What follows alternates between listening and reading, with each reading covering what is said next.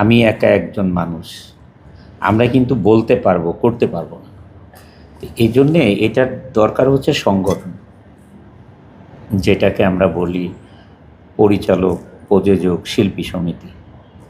এই সংগঠনগুলো honest people থাকতে হবে, এবং যারা ধরেন গুণী শিল্পী আছে, তারা মানে জীবিত থাকা অবস্থায় তাদের খোঁজ খবর নিতে হবে।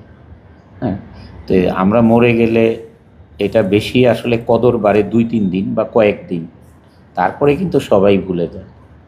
মান্না ভাইয়ের ওয়াইফও কিন্তু অনেক কষ্ট করে এই কথাগুলো বলেছে। তো মান্না ভাইয়ের ব্যাপারটা তো আপনারা সবাই জানেন, কত প্রিয় নায়ক ছিল বাংলাদেশের। তো এইটা ওই আমাদের সমস্যা হচ্ছে আমাদের টাইমটা খুবই কম।